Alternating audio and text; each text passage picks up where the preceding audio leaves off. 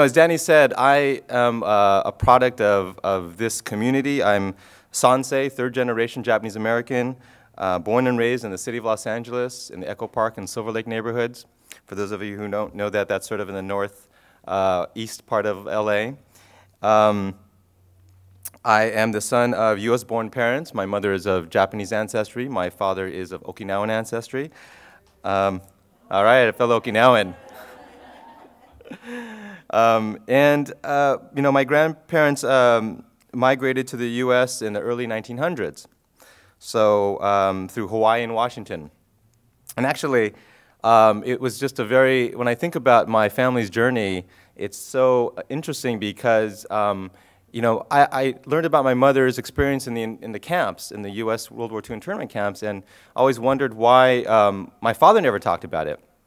I mean, after all, my father was in Maui, living very close to where Pearl Harbor occurred, and I fully expected that he was even more focused on as a potential threat to the U.S. security. But none of that. The Japanese in Hawaii, because they were the majority and didn't exist under a cloud of, I think, prejudice, they did not experience the internment. They were not put into internment camps. My mother, on the other hand, who was living in the state of Washington, thousands of miles away, working with their family farming strawberries, they were the ones pushed into the internment process, found themselves first at a racetrack, living in horse stables, and then finally moved to Tule Lake, and then which is Northern California, and then to Minidoka, Idaho. And so it kind of right there made me think, this national security thing, I don't know how much truth there can be, because certainly the closer relative of mine, close to where it happened, was unaffected, and my mother, the farther relative, was completely affected. So. And then they actually had their paths, which is how the world works. They ended up both ending up in Salt Lake City. And my mother from a very strong Buddhist background, my father from a very strong Christian background, ended up meeting in Salt Lake City. And hence I have Mormons in my family as well. So I have within my family, great diversity. One of the things that I experienced just going through public schools here in Los Angeles and then to UC Santa Cruz and UCLA is just an acceptance of diversity as just a fact of life. And so I have to say that, when I think about why did they end up in this field of human relations, I lived in Spain, as was mentioned, for a couple years, and I really think of myself as a global citizen more than anything else. I feel much more connected. I know this is a small world, and that especially increasingly every day. And so I find myself really understanding how we all affect each other, from different parts of the globe. What we do here has a profound impact on what happens to people in other parts of the world. Our demand for hamburger creates rainforest destruction in Brazil. What happens in the Middle East has reverberations in terms of hate and discrimination and conflict here in LA. And it's sort of the sense of that really struck me when I was living in Spain and then thinking, you know what, I can probably live here. I'm fluent in Spanish. I speak Catalan. I met someone from there who actually is from South America, but also an immigrant to Spain. My life was good there, and I thought, maybe I should just live here.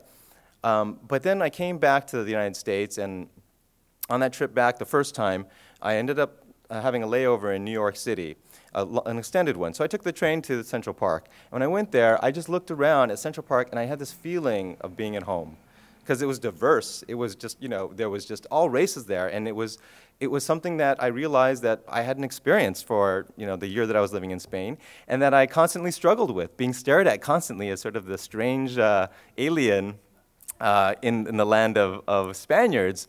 And they really did not know what to make of me, because I spoke Catalan, which is very unusual for that part of the country. To see it coming from an Asian face was just inconceivable. They could never speak to me in Catalan once they saw me in the face-to-face. They would switch to Castilian Spanish. And they would stare at me at the subway, you know, people would just constantly be staring at me at the subway. And I got used to it, but I realized that I really am at home in a diverse world. And I think that the truth is, you know, what LA has been is what Spain is now, and Europe.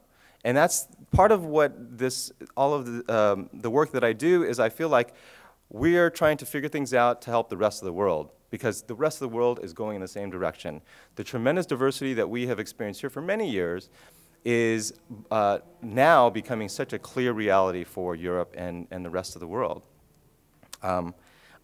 So one of the things that I wanted to focus on, of course, was the United Nations Culture of Peace Action Program. I don't know if you were listening to what Danny was saying, all the different parts of it, but one of them that is clearly applicable to what I'm talking about today is advancing understanding, tolerance, and solidarity as a critical part of creating a culture of peace.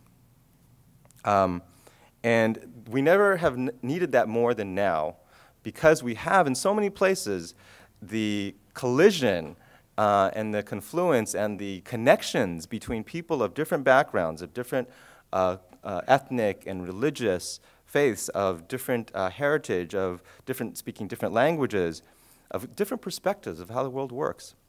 And tolerance is something I said in my the way I framed this was beyond tolerance, because tolerance is a very low standard. It's a low target. We want to do more than that. We want to create a world where people are accepted for who they are, that they are, they feel they belong, that this is their world as much as anyone else's, and that they have a say in what happens to them and their families and their community. And the other part I like about this principle is that it's advancing solidarity. One of the things that we are constantly working at is how do we build solidarity among communities so that we're not just worried about what happens to us, our community, our given ethnic group, our given group, whatever it is, however you define it, but we care about what happens to people in other places. And that's something that is not always easy to come to. People have a lot to deal with in their world, and it's very easy to say, I've got my stuff, they're dealing with theirs, let them worry about it, I'll deal with mine. But increasingly, we have to understand that the survival of our society and the real thriving of our society depends on us appreciating and supporting others so that they can understand that we all care about each other, and then they in turn can reciprocate. Because that's the truth of it is, if you don't feel like anyone else cares about you, then it's very hard for you to care about other people. But where you have people willing to make the change and to say, you know what, we are going to step out, and just because our community wasn't victimized doesn't mean we're not going to stand up with you and denounce it as well. And in fact, that's what really our world demands right now.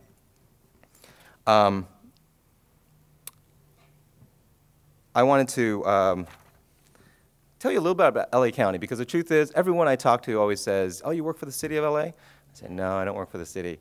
The city is, the county has 88 cities in the county, 88.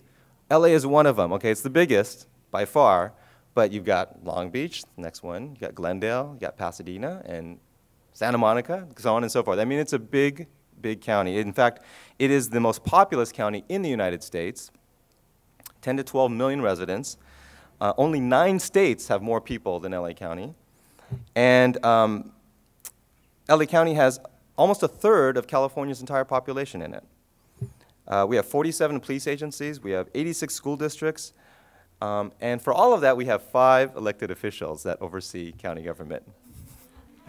Very important supervisors, my bosses, the LA County Board of Supervisors. That government is basically in charge of $22 billion